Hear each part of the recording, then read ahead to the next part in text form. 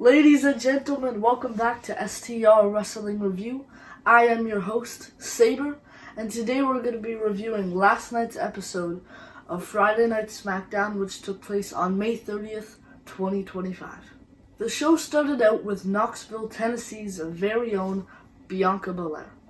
She started out the show with playing a song that either represented the city or state, I'm not really sure, but then was interrupted by Naomi, who said she just wants to be friends again. When Bianca declines the offer, Naomi gets mad and tries to get a match.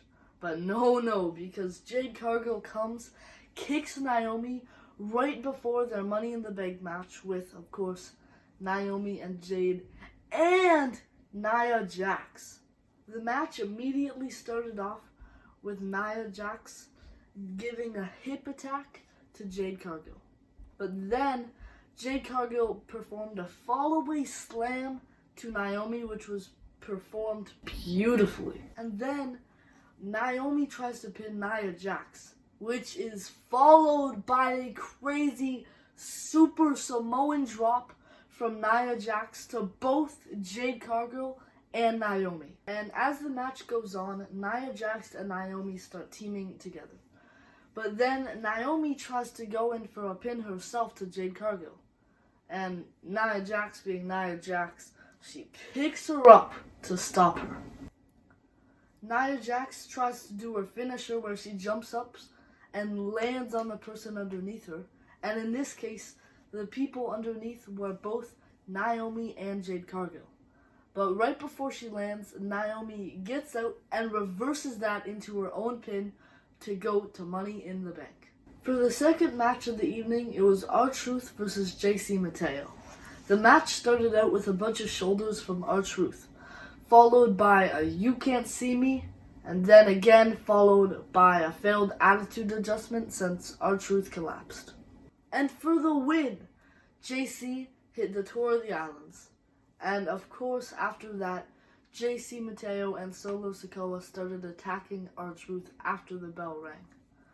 But, of course, again, Big Jimmy Uso, comes in with a super kick to help out his friend R-Truth. But then, of course, JC Mateo sneak attacks Big Jim.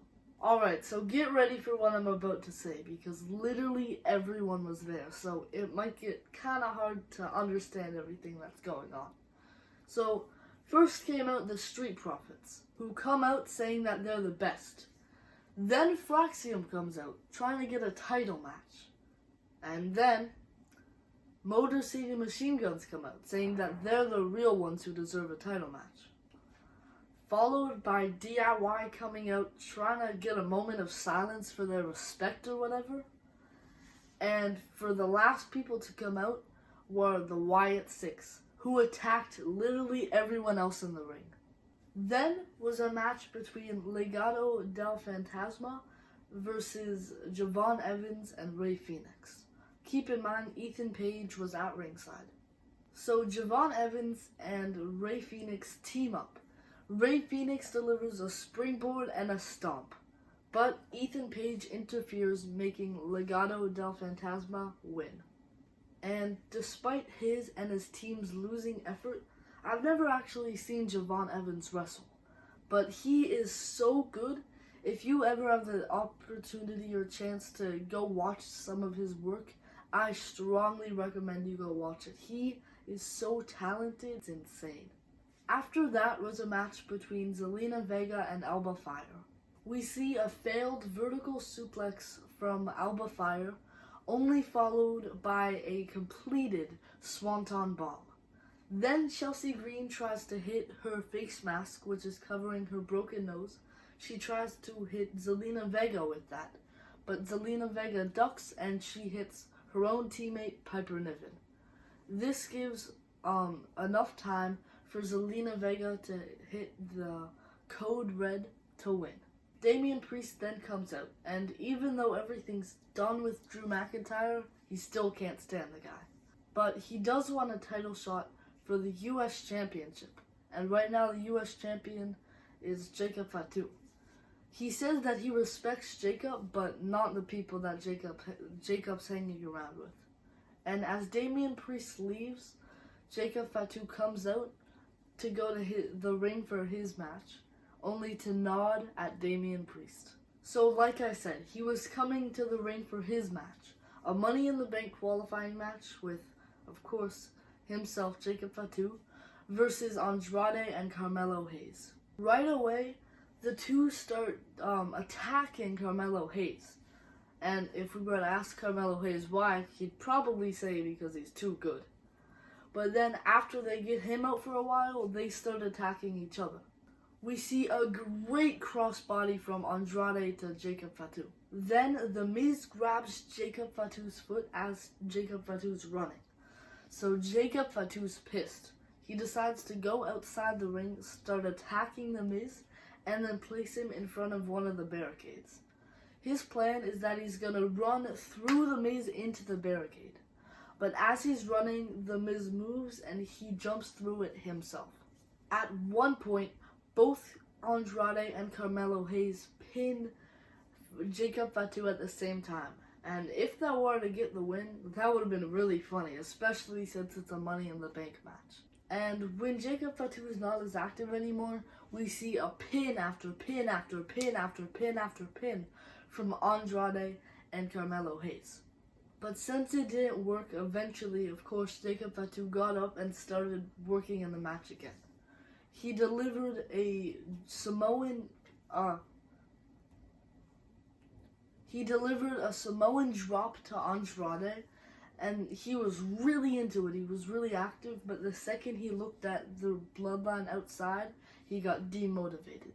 When Jacob Fatu gets his momentum back, we see a crazy double jump moonsault from him to Andrade.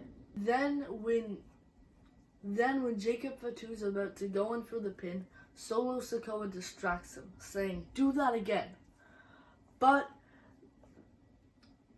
Jimmy Uso comes in and delivers a super kick to JC Mateo, distracting Jacob Fatu, getting Andrade the win. Immediately after the match, Fatu is seen backstage flipping chairs, flipping tables, and then is approached by Solo Sikoa.